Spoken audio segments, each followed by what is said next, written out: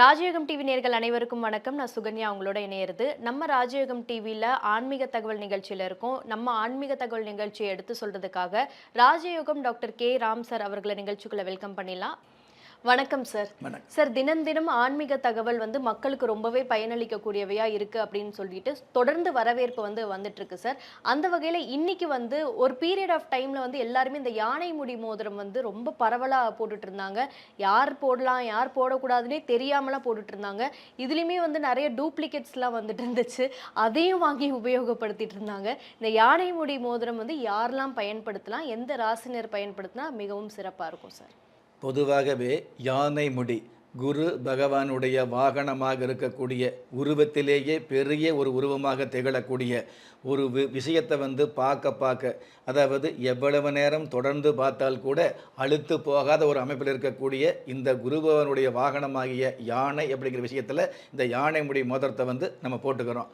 பொதுவாகவே யானை முடி மோதிரம் அப்படிங்கிறது குரு பகவானுடைய திருவருள் நிறைந்த மீன ராசியை சேர்ந்தவங்க, தனுசு ராசியை சேர்ந்தவங்க, கடக ராசியை சேர்ந்தவங்கெல்லாம் தாராளமாக யானை முடி மோதிரம் போடலாம் அப்படிங்கிறது பொதுவான உண்மை. இருந்தாலும் இந்த ராசியை சேர்ந்தவங்க அப்படிங்கிறத விட யாருடைய ஜாதகத்தில் குரு பகவான் நல்ல அனுகிரகத்தில் இருக்கிறாரோ அவங்களெல்லாம் தாராளமாகவே இந்த யானை முடி மோதிரம் அணியலாம் அப்படிங்கிறதா உண்மை. இந்த ராசியை சேர்ந்தவங்க தான் போடணும், இந்த ராசியை சேர்ந்தவங்க போடக்கூடாதுங்கிற விதிமுறை கிடையாது. பொதுவாகவே கண் திஷ்டையிலிருந்து காப்பாற்றக்கூடிய தகுதி இந்த இந்த யானை முடி மோதிரத்துக்கு அதிகமாக வந்துட்டுருக்குது. அப்படி இருக்கக்கூடிய இந்த யானை முடி மோதிரம் கற்பூரம் காட்டுறோம், எலுமிச்சம்பழ தீபம் ஏற்றுறோம், சுற்றி போடுறோம் அப்படிங்கிறத விட பொதுவாகவே யானை முடி மோதிரம் உங்களுடைய கையில் இருந்தது அப்படின்னா வரக்கூடிய கண் திஷ்டைகளிலிருந்து காப்பாற்றக்கூடிய தகுதியை மிகுதியாகவே கொடுத்துரும். இந்த மாதிரி சிறப்புகள் நிறைந்த இந்த யானை முடி மோதிரத்தை உங்களுடைய ராசி மட்டுமே கணக்கெடுக்காமல் ஜாதகப்படி பார்த்து யார் ஒருவர் ஜாதகத்தில் குரு பகவான் கெட்டு போகாமல் இருக்கிறாரோ அவங்க தாராளமாக யானை முடி மோதிரம் பயன்படுத்தலாம். இப்போ நிறைய பேர் இங்கே ஃபோன் பண்ணி கேட்கும் பொழுது, சார் என்னுடைய ராசிக்கு இந்த யானை முடி மோதிரம் போடலாமா, என்னுடைய ராசிக்கு வைர மோதிரம் போடலாமான்னு கேட்பாங்க. பொதுவாக கேட்கக்கூடிய கேள்விக்கு பதில் சொல்ல முடியாது அப்படிங்கிறத உண்மை. உங்களுடைய கேள்வி எதுவாக இருந்தாலும் அந்த கேள்விக்கு பதில் எங்கிட்ட இருக்குது அப்படிங்கிறத விட இந்த சாஸ்திரத்தில் இருக்குது அப்படிங்கிறது உண்மை. என்னை பொறுத்தளவுக்கு சாஸ்திரம் அப்படிங்கிறத விட உங்களுடைய கேள்வி எந்த மாதிரியான கேள்வியாக இருந்தாலும் அந்த கேள்விக்கான பதில் உங்களுடைய ஜாதகத்தில் இருக்குது அப்படிங்கிறத உண்மை. ஜாதகம் பார்க்காம பொதுவாக இந்த மோதிரத்தை போடு, இந்த கனவு காலு, இன்னைக்கு மொட்டையடிச்சு காது குத்து, நாளைக்கு விருந்து வை அப்படின்னு எந்த ஒரு விஷயத்தையும் உறுதியாக சொல்ல முடியாது அப்படிங்கிறது உண்மை. நல்ல நேரம் அப்படிங்கிறது பஞ்சாங்கத்தில் ஒரே மாதிரியாக சொல்லப்பட்டிருக்குது. அந்த நல்ல நேரம் கூட நிறைய பேருக்கு நல்ல நேரமாக இருக்கிறதில்ல அப்படிங்கிறது யதார்த்தமான உண்மை. அதனால் நீங்கள் கேட்குற கேள்வி சிறிய கேள்வியாக இருந்தாலும் சில பேர் கேட்பாங்க, இது ஒரு சின்ன கேள்வி ஒரே ஒரு வார்த்தையில் சொல்லாமல் அப்படிம்பாங்க. அந்த ஒரு வார்த்தையில் தான் உங்களுடைய வாழ்க்கை அடங்கியிருக்குது அப்படிங்கிற ஒரு யதார்த்தத்தை தயவு செய்து புரிஞ்சுக்குங்க. நீங்கள் இலவசமாக கேட்குறீங்க அல்லது சின்ன கேள்வி கேட்குறீங்க அப்படிங்கிறது கணக்கு கிடையாது. ஆனால் நீங்கள் கேட்கக்கூடிய எந்த கேள்வியாக இருந்தாலும் அந்த கேள்விக்கான விடை அப்படிங்கிறது உங்களுடைய ஜாதகத்தில் இருக்குது அப்படிங்கிறத உண்மை. அதனால் ஜாதக ரீதியாகத்தான் யானை முடி மோதிரம் அப்படிங்கிற விஷயத்தை போட முடியும் அப்படிங்கிறது உண்மை. எதனால் இப்போது மீன ராசிக்கு அதிபதி குரு பகவானாக இருக்கிறதுனால அந்த குரு பகவான் அனுகிரகம் இருக்கிறதுனால நீங்கள் மீன ராசியை சேர்ந்தவங்க யானை முடி மோதிரம் போடலாங்கிறது நிகழ்ச்சியில் பொதுவாக சொல்லலாம். ஆனால் உங்கள் ஜாதகத்தை பார்க்கும் பொழுது நீங்கள் மீன ராசியாகவே இருந்தால் கூட உங்களுடைய ராசி அதிபதி குரு பகவானே இருந்தால் கூட அந்த குரு பகவான் மகர ராசியில் இருந்தார்னு வைங்களே, நீங்கள் சொல்ல முடியாத சோதனையை வாழ்நாள் முழுவதும் அனுபவிக்க முடியும் அப்படிங்கிறத உண்மை. நீங்கள் பாட்டில் உட்கார்ந்த இடத்துல இருந்துட்டு ஒரு கேள்வியை கேட்டுட்டு அதுக்கு ஏதோ ஒரு பதில் நான் ஜாதகம் பார்க்காம சொல்லும் பொழுது, சார் சொல்லிட்டார் அப்படிங்கிறதுக்காக அந்த ரத்தினத்தை வாங்கி போடும் பொழுது அதில் தேவையில்லாத சோதனை வரும் பொழுது என்ன சொல்லுவீங்க? சார் சொன்னது தவறு அப்படிங்கிறத விட சாஸ்திரமே தவறுங்கிற ஒரு எண்ணம் உங்களுக்கு வந்துடும் இல்லையா? அந்த எண்ணம் வரக்கூடாது அப்படிங்கிறது என்னுடைய வாழ்க்கையில் நான் திண்ணமாந்துட்டு இருக்கிறேன். என்னை பொறுத்தளவுக்கு சாமி அப்படிங்கிறது உண்மை, சாஸ்திரம் அப்படிங்கிறது அதை விட உண்மை, நான் சொல்லக்கூடிய வாக்கு அப்படிங்கிறது இரண்டுக்கும் மேலான உண்மை. அதனால் இந்த உண்மையை புரிஞ்சுக்கிட்டு தயவு செய்து யாருக்கிட்ட எந்த கேள்வி கேட்குறப்ப இருந்தாலும் ஜாதகத்தை காட்டி கேள்வி கேளுங்க. அது எந்த விதமான கேள்வியாக இருந்தாலும் உங்களுடைய அனுபவத்தில் அது உங்களுக்கு சின்ன கேள்வியாக இருக்கலாம். அந்த சின்ன கேள்வியில் தான் பெரிய பெரிய ஒரு வாழ்வாதாரம் அடங்கியிருக்குது அப்படிங்கிறது உண்மை. பெரிய உருவத்தில் இருக்கக்கூடிய யானைக்கு கூட சிறிய உருவத்தில் இருக்கக்கூடிய ஒரு எறும்பு மரணத்தை கொடுக்குது அப்படிங்கிறது உண்மை. அதனால் இந்த சிறிய கேள்விகள் மூலமாக பெரிய பெரிய துன்பங்களை நீங்கள் சந்திக்க வேண்டாங்கிற யதார்த்தத்தில் ஏன்னு கேட்டிங்கன்னா, இந்த உலகத்தில் சொல்ல முடியாத சோதனைகளை, வெளியில் சொல்ல முடியாத வெல்ல முடியாத வேதனைகளை, அதாவது மனம் விட்டு பேச முடியாத அவமானங்களை எல்லாம் சந்தித்து தான் சாஸ்திர ரீதியாக சாமி என்னை இந்த இடத்துல உட்கார வச்சிருக்குது. இந்த இடத்துல உட்கார வச்ச இந்த சுவாமிக்கு, தெய்வத்துக்கு, சாஸ்திரத்துக்கு நான் நன்றிக்கடன் அப்படிங்கிறது என்னை சந்திக்கக்கூடிய உங்களை சிந்திக்க வைக்காமலேயே நன்மையை சந்திக்க வைக்கக்கூடிய ஒரு கட்டாயத்தில் இருக்கிறதுனால இந்த உண்மையை தயவு செய்து யாராவது இருந்தாலும் புரிஞ்சுக்கங்க. ராசிக்கல்லு போகிறதா இருந்தாலும் சரி, அல்லது குலதெய்வத்து கோயிலுக்கு போகிறதா இருந்தாலும் சரி, அல்லது வேறு விதமான ஒரு விஷயத்தை கேட்குறப்ப இருந்தாலும் சரி, எந்த ஒரு விஷயமாக இருந்தாலும் சாதாரணமாக பள்ளி உச்சந்தலையில் விழுந்தது அப்படின்னா அவருக்கு மரணம் அல்லது ஆபத்து அப்படிங்கிறது பள்ளி சயன சாஸ்திரம் சொல்லி வச்சுருக்குது. ஆனால் நிறைய பேருக்கு பார்த்திங்கன்னா பள்ளி நடு உச்சந்தலையில் விழுந்து கூட அவங்க நல்லா தான் இருந்துட்டு இருக்கிறாங்க அப்படிங்கிறது உண்மை. அதாவது புல்லு தடுக்கி விழுந்து செத்தவரும் உண்டு, புல்லட் பாஞ்சு புழைச்சவரும் உண்டு.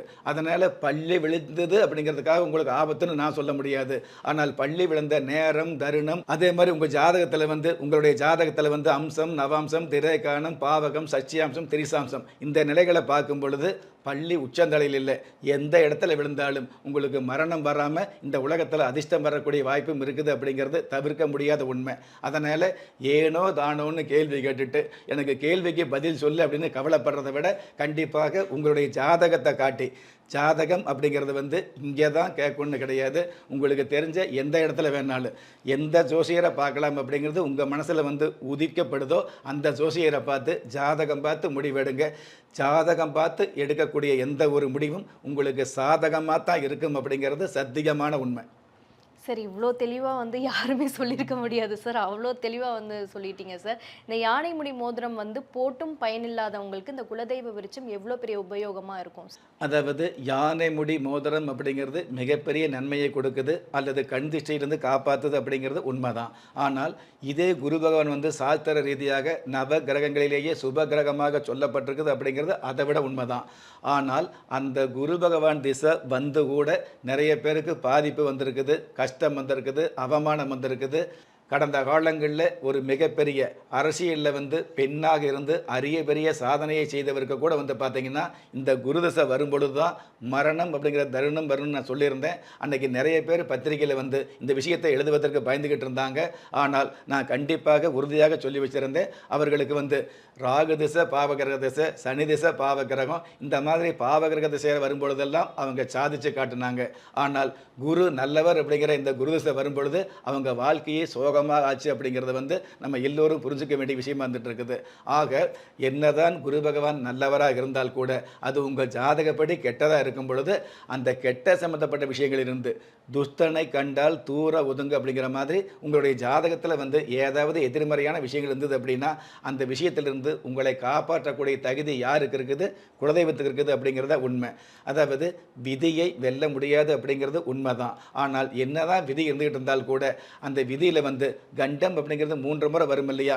3வது முறை தான் உங்களுக்கு கண்டம் அப்படின்னா முதல் 2 கண்டங்களில் தப்பிக்கக்கூடிய ஒரு விதியும் அந்த விதிக்குள் இருக்குது. அந்த விதியை உங்களுக்கு காட்டி காப்பாற்றக்கூடிய தகுதி இந்த குலதெய்வ விருட்சத்துக்கு இருக்குது அப்படிங்கிறது உண்மை. Super sir. குலதெய்வ விருட்சத்தினால இவ்வளோ மேன்மை நடக்குமா அப்படிங்கிறது ஒரு பெரிய ஆச்சரியம் சார். நிகழ்ச்சிக்கு இணைந்தமைக்கு நன்றி சார். நன்றி.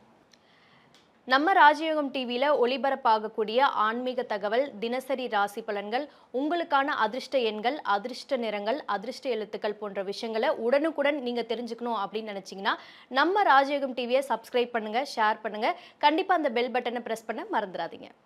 திறமை இருந்தும் வறுமையில் வாடுகிறீர்களா? விதியை நொந்து விரக்தியில் இருக்கிறீர்களா? முயற்சிகள் செய்தும் முன்னேற்றம் கிடைக்கவில்லையா? களஸ்திரம் அமையாமல் கவலைப்படுகிறீர்களா? தாய்மையடையாமல் தவித்து நிற்கிறீர்களா? நவரத்தினம் போட்டும் நன்மைகள் கிடைக்கவில்லையா? பெயர் மாற்றம் செய்தும் பிரயோஜனம் இல்லையா? எந்திரத்தை நம்பி மந்திரத்தை சொல்லியும் மாற்றம் கிடைக்கவில்லையா? எண்கணிதத்தை நம்பி எழுத்தை மாற்றியும் ஏற்றம் கிடைக்கவில்லையா? வாஸ்துவை நம்பி வாசலை மாற்றியும் வளம் காணவில்லையா? ஹோமத்தை வளர்த்து யாகத்தை செய்தும் யோகத்தை காணவில்லையா? திரும்பிய பக்கமெல்லாம் திண்டாட்டங்களையே சந்தித்த உங்களை யார் கைவிட்டாலும் ஆன்மீகம் கைவிடாது. ஆம், அண்ட நிழலும் இல்லை, ஆதரிக்க யாரும் இல்லாதவர்களை குலதெய்வம் கைவிடுவதில்லை. கிள்ளிக் கிடைக்கக்கூடிய யோகங்களை அள்ளிக் கொடுக்கக்கூடிய ஆன்மீக அற்புதம் குலதெய்வ விருட்சம். திக்கற்ற யாவரும் ஒப்பற்ற பயன்பெற வாங்கி பயனடைவீர். குலதெய்வ விருட்சம். குலதெய்வ விருட்சம் குடும்பமே சுபிட்சம்.